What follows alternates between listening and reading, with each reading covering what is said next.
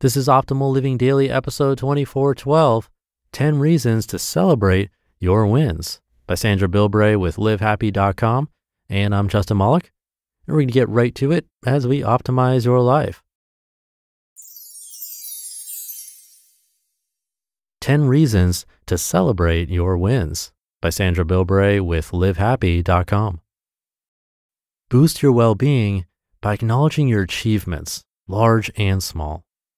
When you're plowing through your to-do list, orchestrating the various demands of life, it's likely that you will overlook what could be a major source of daily happiness, your wins, your accomplishments, the things on your list or off that you have actually managed to get done. According to an article in the Harvard Business Review, there is power in small wins, and it's the fulfillment that comes from making progress on meaningful goals. Each day you experience wins, both major and minor, but you could be moving too fast or you are too hard on yourself to notice.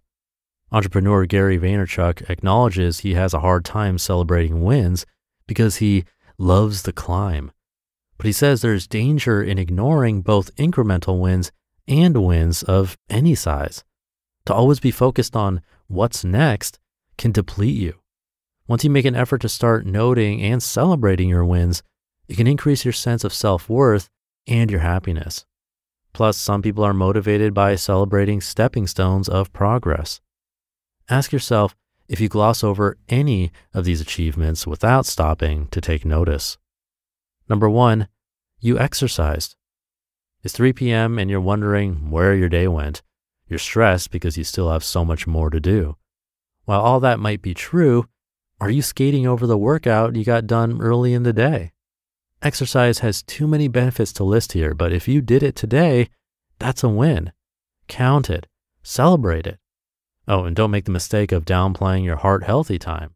If you walked, don't beat yourself up for not jogging. Whatever exercise you completed, it's on the board. Don't devalue it with negative thinking. Number 2, you tackled a work project. Most jobs involve a list of work to-dos or big projects that are not possible to complete in one day.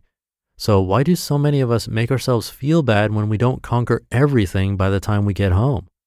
In her book, Thrive, Arianna Huffington writes, quote, "We often use deadlines, real and imaginary, to imprison ourselves," end quote. By switching your focus from the undone to the done, you can celebrate the completion of small tasks on the way to completing a bigger project. Number 3, you had a touching conversation with your child.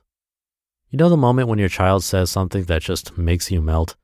Soak up those moments of connection. We know that playing another round of Jenga or giving your kids a bath might not instantly resonate with you as productive time, but spending quality time with your kiddos is a big win. While you don't need anyone telling you that time with your kids is important, when was the last time you gave yourself credit for your care and devotion? Number 4, you ate a healthy breakfast. Green smoothie, steel-cut oatmeal, scrambled eggs, that's a win. There's nothing like getting a small triumph in the first hours of your day. Notice and celebrate your healthy choice. Number 5, you said no. If you said no to something you didn't want to do or something that wasn't congruent with who you are or how you want to spend your time, score 1 for your wins. Saying no can be a big deal when it's an expression of our boundaries and values. Go ahead and feel triumphant over what you turned down.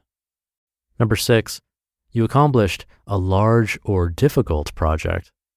Say you cleaned out your garage or finished creating a huge spreadsheet at work, but instead of taking a moment to celebrate, your mind quickly moved on to the rest of the projects that await you.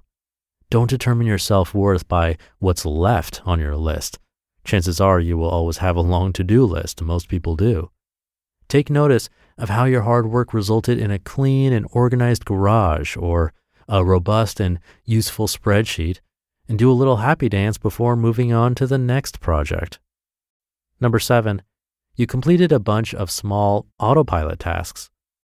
When you grocery shop, water the plants, change the bed sheets, wash the car, and clean the house, take a minute to stop and think about all these tasks you complete week in and week out. You may think of it as drudge work, or you may find joy, but either way, take pride in the fact that you are such a consistently productive human being who does so many essential services for your family and yourself. Number 8, you faced a fear. If you did something that scares you, whether big or small, make sure your mental chatter pauses long enough to give you some celebratory love. Maybe you are shy and went to a networking event. You pursued a new business opportunity. Maybe you successfully quieted your mind after an anxious moment. All of these success stories might not be noticeable to others, but they are clearly wins for you. Savor and celebrate. Number 9, you take time to do the things you love. If you're aligning your life with your values, the things you care about most, that's a big win. Devoting some of your time to your favorite activities and experiences means you're living authentically and are more likely to be happy. Observe how your choices are creating a life you love, and take time to be grateful for the role you play in making your incredible life happen. And number 10, you took stock of your accomplishments. One way to celebrate your wins is to keep track of them and even give yourself some rewards. For example, use a monthly calendar to note the days when you worked out and schedule a massage as a reward. Applaud yourself for writing another chapter of your novel by treating yourself to lunch at a favorite cafe. Prime your environment for success. Play a favorite song or put a smiley face emoji in your phone calendar when you have a yogurt for a snack instead of a chocolate chip cookie. I know we're not in preschool, but some behavior modifications work for 40-year-olds as well as 4-year-olds. Documenting your wins gives you visible proof of what you've accomplished so that you are more likely to keep at it. It also helps silence that inner critic who tells you that you are never doing enough. If you're married to productivity, tough on yourself, or future-focused, you might easily skip right past some of your small wins. It's important to catch more of your wins because making progress on your goals fuels a sense of happiness and makes life so much more enjoyable. You're doing great.